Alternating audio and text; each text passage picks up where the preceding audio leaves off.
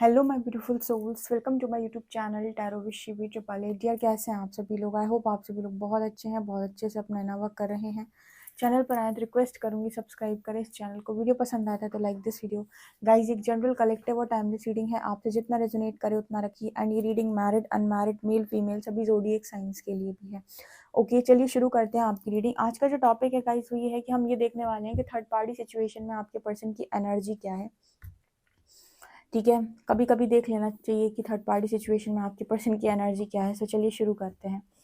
Please guide करें universe, मेरे जो व्यूअर्स हैं उनकी थर्ड पार्टी सिचुएशन, व्यूअर्स के पार्टनर्स जो थर्ड पार्टी में हैं उनके साथ थर्ड पार्टी की एनर्जी क्या है। प्लीज़ गाइड करें क्या चल रहा है थर्ड पार्टी सिचुएशन। जितने भी लोग थर्ड पार्टी सिचुएशन फेस कर रहे हैं अपने कनेक्शन में, उनके पर्सन के साथ थर्ड पार्टी के साथ क्या सिचुएशन बनी हुई है उन दोनों के कनेक्शन में। प्लीज़ गाइड करें, प्लीज़ गाइड कीजिए यूनिवर्स। ओके, ये यूनिवर्स की तरफ उछल कर गए हैं तो हमें लेने पड़ेंगे। Okay, queen of pentacles, 5 of shorts, इसके अलावा है 3 ऑफ शॉर्ट्स, इसके अलावा है सन। ओके, क्या सिचुएशन है थर्ड पार्टी सिचुएशन क्या है? Please guide me universe. Night of shorts, 4 of wands,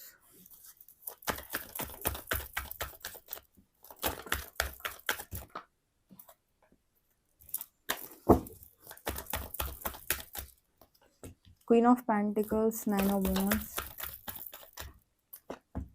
4 of pentacles, 5 of swords, 3 of swords and Hierophant, page of pentacles, 10 of cups and hangman. Okay guys, तो यहाँ पर क्या नज़र आ रहा है, बेसिकली आपके पर्सन थर्ड पार्टी सिचुएशन में क्या फेस कर रहे हैं। देखो, सबसे पहले तो यहाँ पर क्वीन ऑफ पेंटिकल्स के साथ 9 ऑफ wands की एनर्जी है। ये कार्ड बात कर रहा है क्वीन ऑफ पेंटिकल्स के साथ कि आपके जो पर्सन हैं, मुझे ऐसा लगता है थर्ड पार्टी सिचुएशन है जिस भी इंसान के साथ ये डील कर रहे हैं, यहाँ पर मुझे नज़र आ रहा है वो कोई रोमांटिक थर्ड पार्टी की एनर्जी दिख रही है। पहली उसमें मुझे यहाँ पर ये नज़र आता है कि वो इंसान जो है वो काफ़ी ज़्यादा रिच है, क्योंकि यहाँ पर आप देख सकते हैं पेंटिकल्स की एनर्जी है। ये कोई यहाँ पर जो दिखा रही है वो कहीं ना कहीं पैसे को शो कर रही है। और यहाँ पर 9 ऑफ wands का कार्ड है। ये दोनों ही कार्ड्स बात कर रहे हैं कि जिस भी इंसान के साथ आपके पार्टनर डील कर रहे हैं वो पैसे में काफ़ी रिच हो सकती हैं या हो सकते हैं। हम यहाँ पर एनर्जी को लेंगे, आपके पर्सन उस इंसान से बहुत ज़्यादा डरते हैं 9 ऑफ wands कार्ड के साथ। ठीक है, क्योंकि मुझे लगता है या तो वो फाइनेंशियली आपके पर्सन की हेल्प करती हैं तो इस वजह से ये इंसान उनसे डरते हैं, पर कोई ना कोई यहाँ पर रीज़न यही निकल के आ रहा है। ओके, तो आपके पर्सन जो है उन्हें इस तरीके से छोड़ भी नहीं पा रहे हैं या फिर छोड़ नहीं सकते। इनके इसके 2 रीज़न है। पहला तो ये फाइनेंशियली बहुत ज़्यादा हेल्प करती है और आपके पर्सन डरते भी बहुत ज़्यादा हैं, उस इंसान से बहुत ज़्यादा डरते हैं। हो सकता है बहुत ही ज़्यादा रिच है, पावर हो उस इंसान के पास, ठीक है, इसीलिए डरते हैं। और दूसरा कि फाइनेंशियली भी इस पर्सन को हेल्प मिलती है उस व्यक्ति से, इसीलिए भी ये पर्सन चुप करके बैठे रहते हैं मुंह बंद किए हुए और कुछ बोलते नहीं है। ठीक है, एक ये रीज़न निकल के आया है। दूसरा यहाँ पर जो दिखाई देता है वो है 5 of shorts and 4 of pentacles. आपके पर्सन की एनर्जी अगर मैं बताऊँ उस कनेक्शन में, तो यहाँ पर नज़र आता है कि अपनी अपनी चीज़ों को बचाने का प्रयास किया जा रहा है। बचाने का मतलब हो गया कि मेरी इज़्ज़त, मेरा सब कुछ। ठीक है, तो यहाँ दोनों के बीच में झगड़ा बहुत ज़्यादा होता है, लेकिन यहाँ पर ये होता है ना कि 2 लोग जब कनेक्शन में होते हैं तो उनकी अपनी भी तो पर्सनल इज़्ज़त होती है, कहते हैं पर्सनल रिस्पेक्ट।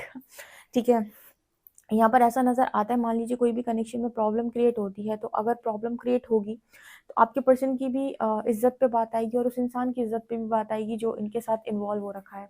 ठीक है, तो यहाँ पर ऐसा नज़र आता है कि दोनों आपस में झगड़ते तो बहुत ज़्यादा हैं, लेकिन अपनी अपनी चीज़ों को बचाने का प्रयास करते हैं।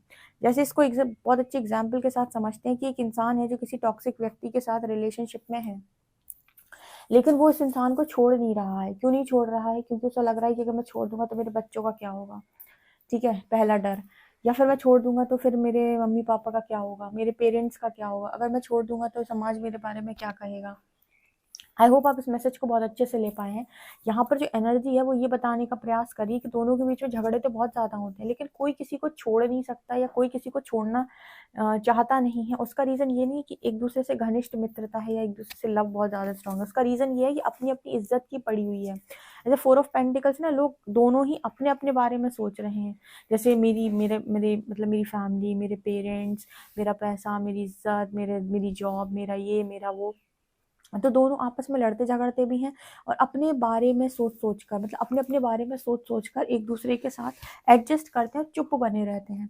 ठीक है, आपके पर्सन एक तो उस व्यक्ति से बहुत ज़्यादा डरते हैं और वो इंसान को भी अपनी इज्जत, अपनी रुतबा का शायद बहुत ज़्यादा डर है। उसे लगता है कि मेरी इज्जत, मेरा रुतबा, मेरा पैसा या फिर मेरी फैमिली, इनका इनका क्या होगा। तो इस वजह से इस डर के मारे वो भी कुछ बोलती नहीं या बोलता नहीं है। मतलब दोनों आपस में एक दूसरे के साथ बस कनेक्शन में है, लड़ते झगड़ते हैं, लेकिन तोड़ने के बारे में, छोड़ने के बारे में नहीं सोचते या नहीं छोड़ना चाहते। उसका रीज़न ये नहीं कि एक दूसरे से प्यार बहुत है, उसका रीज़न ये है कि कहीं न कहीं एक दूसरे को लेकर बहुत ज़्यादा यहाँ पर ऐसी एनर्जी है कि अगर छोड़ देंगे तो फिर उसके जो आगे रिजल्ट्स मिलेंगे उनको फेस कौन करेगा। ठीक है, इतना आसान नहीं होता ना, क्योंकि यहाँ पर थ्री ऑफ शॉर्ट्स से हायरोफेंट कार्ड यहाँ पर ऐसा भी नज़र आता है। हेरोफेंट कार्ड कहीं ना कहीं मैरिज को शो करता है, ये कार्ड मैरिज को दिखाता है। और थ्री ऑफ शॉर्ट्स यहाँ पर दिल टूटा हुआ है, तो जैसे लगता है कि ये दोनों कार्ड्स मैसेज दे रहे हैं कि मैरिज में दिल टूटा हुआ है। आज के टाइम में बहुत सारी ऐसी मैरिजेस भी हैं, लोग जो सिर्फ निभा रहे हैं। कुछ लोग अपने बच्चों का मुंह देख कर निभाते हैं।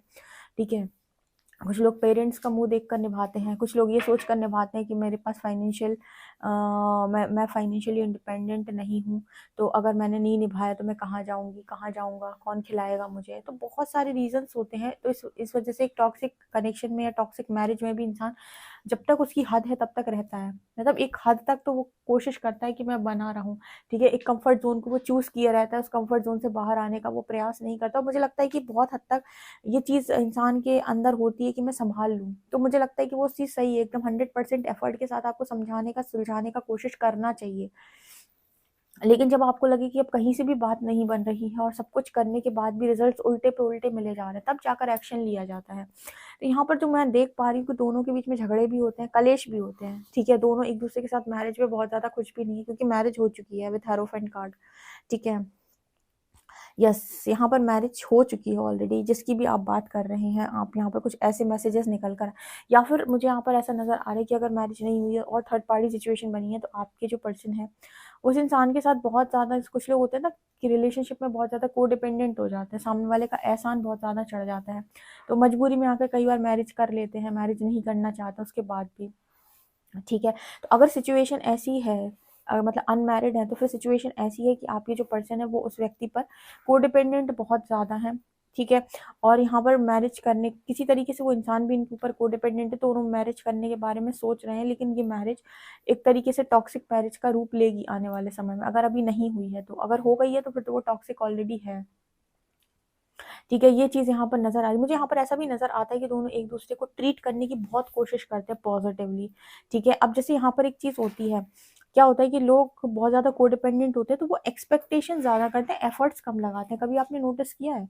एक्सपेक्टेशंस ज़्यादा होंगी और एफर्ट्स कम होंगे। जो चीज़ जैसी होती है नेचुरल, वो वैसी ही रहे तो ज़्यादा बेहतर है। यहाँ पर सन कार्ड और पेज ऑफ पेंटिकल्स कार्ड ये दिखाते हैं कि दोनों एक दूसरे को लेकर पॉजिटिव होने की बहुत कोशिश करते हैं, एक दूसरे को ऑफर देना, एक दूसरे से ठीक ठीक बात करना, एक दूसरे के साथ कनेक्शन बनाना। ठीक है, कोशिश बहुत रहती है कि हैप्पी फैमिली हो, सारी चीज़ें, सब कुछ सॉल्व हो, सब कुछ अच्छा हो।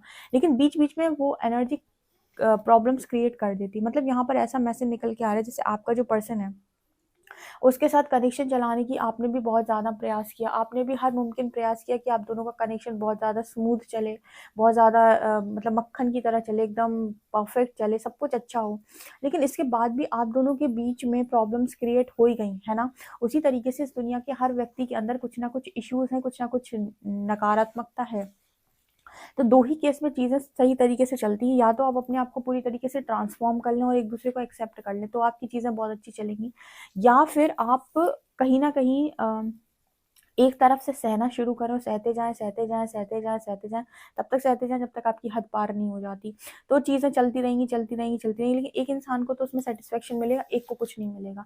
तो यहाँ पर नज़र आता है कि दोनों एक-दूसरे के साथ बहुत ज़्यादा कोशिश करते हैं सामंजस्य बिठाने की, एक-दूसरे को ऑफ़र करने की, एक-दूसरे से बात करने की, एक-दूसरे को पॉज़िटिविटी के साथ डील करने की, लेकिन उसके बाद भी कलेश हो जाता है।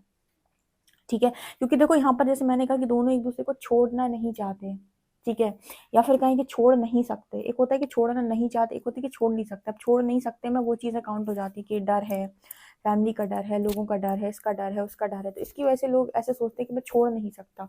तो जब ये सिचुएशन बनती है किसी की लाइफ़ के अंदर कि हम छोड़ नहीं सकते, तो ऐसे केस में क्या होता है कि इंसान सँभालने की बहुत कोशिश करता है। एक-दूसरे के साथ सामंजस्य बिठाने की दोनों बहुत कोशिश करते हैं कि चलो हो सकता है कि सब कुछ ठीक हो जाए। लेकिन अगेन यहाँ पर एनर्जी का मिसमैच कलेश करवा ही देगा, क्योंकि यहाँ पर ये पूरी की पूरी दुनिया डिस्टॉर्ट है। मतलब वो लोग जो किसी से एक्सपेक्टेशन नहीं रखते, उनको छोड़कर बाकी सारे लोग डिस्टॉर्शन में ही जीते हैं। तो वो मतलब हाई एक्सपेक्टेशंस के साथ डील करते हैं, ठीक है? उनके अंदर इतना ज़्यादा एक्सपेक्टेशन होता है कि आप सोचो कि भई मतलब वो आपकी अपनी मर्ज़ी से आपसे सारे काम करवाना चाहते हैं। तो ऐसे केस में इस पर्सन को ऐसा लगता है कि उन्होंने सब कुछ करा। वो इंसान भी जैसे एफ़र्ट लगाता है, ऐसा नहीं है कि एफ़र्ट नहीं लगा रहा। जैसे मैंने आपको पहले ही बताया कि दोनों एक-दूसरे के ऊपर कोडिपेंडेंट हैं, चीज़ें निर्भर कर रही हैं।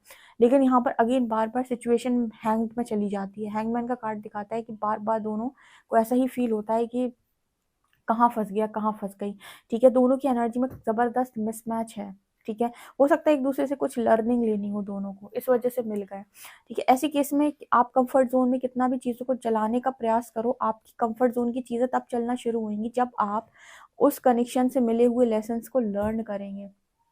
दूसरा यहाँ पर ये भी होता है कि कुछ कनेक्शंस आते ही कार्मिक हैं। वो आए ही कार्मिक हैं आपकी ज़िंदगी के अंदर। तो यानी कि कोई कनेक्शन अगर कार्मिक आया है आपकी ज़िंदगी के अंदर, तो उससे आप खुशियों की उम्मीद ना करें, क्योंकि दोनों जैसे हो सकता है कि दोनों पास्ट लाइफ़ में भी एक-दूसरे के साथ बहुत ज़्यादा झगड़ते रहे। और एक-दूसरे के साथ उनका कर्मा कंप्लीट नहीं होता, इस लाइफ टाइम में फिर से कैरी फॉरवर्ड हो गया। कई बार ऐसा भी होता है कि आप लाइफ में सामने वाले को जब माफ़ नहीं करते हैं, तो भी आपका जो कर्मा उस व्यक्ति के साथ नेक्स्ट लाइफ में कैरी फॉरवर्ड हो जाता है और आपको फिर से नेक्स्ट लाइफ में सेम सिचुएशन के साथ यूनिवर्स भेज देता है। वहीं से कहानी शुरू होगी जहाँ से पास्ट लाइफ में ख़त्म हुई थी। वही झिक-झिक, पिक-पिक से चीज़ें शुरू होंगी और आपको ऐसा लगेगा कि जब से ये इंसान ज़िंदगी में आया तब तक चिक-चिक ही होती है मेरी लाइफ के अंदर। वो इसलिए होती है क्योंकि आपने पास्ट लाइफ में भी उसे माफ़ नहीं किया था, उसने आपको माफ़ नहीं किया था। जब माफ़ नहीं किया तो सोल कॉन्ट्रैक्ट खत्म नहीं हुआ। ठीक है, अभी आपकी इच्छा थी कि तुम और तड़पो, उसकी भी इच्छा थी कि तुम और परेशान करूँगा मैं, ठीक है? तो फिर दोनों लोग मिल गए और दोनों एक-दूसरे को परेशान करते हैं। तो इस केस में आपके लिए बहुत इम्पोर्टेंट होता है कि आप सोल कॉन्ट्रैक्ट्स ब्रेक करें। इसीलिए जब आपको बोलती हूँ ना कि यूनिवर्स की गाइडेंस है कि डियर माफ़ कर दो, माफ़ करके सोल कॉन्ट्रैक्ट्स ब्रेक कर दो।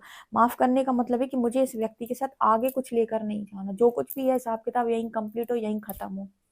ना मुझे तुम्हारा बुरा देखने में इंटरेस्ट है, ना मुझे तुम्हारा अच्छा देखने में इंटरेस्ट है, मुझे तुम में इंटरेस्ट ही नहीं है, ठीक है? इस तरीके की जब आपकी एनर्जी हो जाती है और आप माफ़ी देने पर आ जाते हो और यूनिवर्स को क्लेम करते हो कि मुझे इस इंसान के साथ सोल कॉन्ट्रैक्ट ब्रेक करना है, इसके साथ जितना मेरा बैड कर्मा है उसे रिलीज़ कराएँ और उसे ब्रेक करा दें, तो आपकी लाइफ़ में फिर इस तरीके के इंसान लोग दोबारा से अट्रैक्ट नहीं होते या ये इंसान दोबारा आपकी लाइफ़ में ना इस लाइफ़ में ना नेक्स्ट लाइफ़ में अट्रैक्ट ही नहीं होगा। ठीक है? तो यहाँ पर ये एनर्जी निकल के आ रही है। सो मुझे लगता है दोनों एक-दूसरे के साथ कम्युनिकेशन का बहुत बड़ा प्रॉब्लम है। ठीक है? कम्युनिकेशन का प्रॉब्लम मुझे लगता है ये पर्सन किस इंसान जो इस पर्सन की लाइफ़ के अंदर आया है, वो उन्हें सबसे पहले तो ये सिखाने आया है कि कम्युनिकेशन कैसे किया जाता है, अपनी बातों को खुलकर कैसे बोला जाता है। ये इंसान शायद इस पर्सन को ट्रिगर करता है कि आप खुलकर बात करना सीखें या सही समय पर अपनी बात को बोलना सीखें, क्योंकि आपको बोलना नहीं आता। और आधे से ज़्यादा प्रॉब्लम्स आपकी लाइफ़ के अंदर इसीलिए होती हैं क्योंकि या तो आप घटिया बोलते हो, गंदा बोलते हो या फिर आप बोलते ही नहीं हो। या फिर आप अपनी बात को सामने वाले के साथ समझा नहीं पाते हो, उसको कन्विंस नहीं कर पाते हो या फिर बोलते हो तो उल्टा-सीधा कुछ भी बोलते हो। तो यहाँ पर जो मैसेजेस निकल कर आ रहे हैं वो कुछ ऐसे निकल कर आ रहे हैं कि लेसन्स के लिए इस इंसान ने इनको अट्रैक्ट किया हुआ है। ये चीज़ें चल रही है अभी थर्ड पार्टी चीज़। इतना आसान नहीं है कनेक्शन में बैलेंस बनाकर ज़िंदगी काटना। लोगों को लगता है कि बहुत आसान है, बिल्कुल आसान नहीं है। अगर इतना आसान होता तो आप जैसे अच्छे इंसान को चोट नहीं पड़ी होती। ठीक है, हर व्यक्ति यहाँ पर ज़िद्दी है और आपको अपनी मुट्ठी में करके चाहता है कि आप उसकी मर्ज़ी के हिसाब से चलें। वो कहे कि मदारी की तरह जैसे होता है ना कि वो जैसे आपको नचाए वैसे आप नाचो। तो यहाँ पर वो एनर्जी निकल कर आ रही है कि दोनों एक-दूसरे से बहुत ज़्यादा डिस्टर्ब रहते हैं। ट्राई बहुत करते हैं लेकिन वो लव की एनर्जी कहीं पर भी जैसे बनकर नहीं आती है, निकल कर नहीं आती है, ठीक है। इसके लिए यहाँ पर मैसेज है कि आपके जो पर्सन है वो अपने लेसन्स को लर्न करे, वो इंसान अपने लेसन्स को लर्न करे और दोनों एक दूसरे को फॉरगिव करके सोल कॉन्ट्रैक्ट ब्रेक करें, ठीक है। तब तो यहाँ पर चीज़ें दिखाई देती हैं, अदरवाइज तो बहुत मुश्किल यहाँ पर सिचुएशन बनी हुई है, ठीक है। फिर कितना भी आप चीज़ों को ठीक करने की कोशिश कर लो, पॉजिटिविटी एक दूसरे को दिखाने की कोशिश कर लो, होना कुछ भी नहीं है। क्योंकि जितना ज़्यादा आप एक दूसरे को पॉजिटिविटी दिखाने की कोशिश करोगे या झूठ-वूठ से कनेक्शन बनाने की कोशिश करोगे, उतनी ज़्यादा ट्रिगर सरफेस होंगे, ठीक है। एक्चुअली क्या है कि इंसान आया ही आपको ट्रिगर करने के लिए है, या आपको उसके साथ ट्रिगर मिलेंगे, उसको आपके साथ ट्रिगर मिलेंगे। और जब ट्रिगर मिलते हैं तो आप चाहकर भी अपने आप को सँभाल नहीं पाते, तब तक जब तक आपको आप रॉक बॉटम हिट नहीं कर लेते। तो यहाँ पर ये मैसेज निकल कर आ रहा है। आई होप गाइज़ आपको ये रीडिंग समझ में आई हो, अगर आई है तो मुझे कमेंट सेक्शन में ज़रूर बताएँ। वीडियो पसंद आए तो like this video, subscribe my channel. Thank you guys.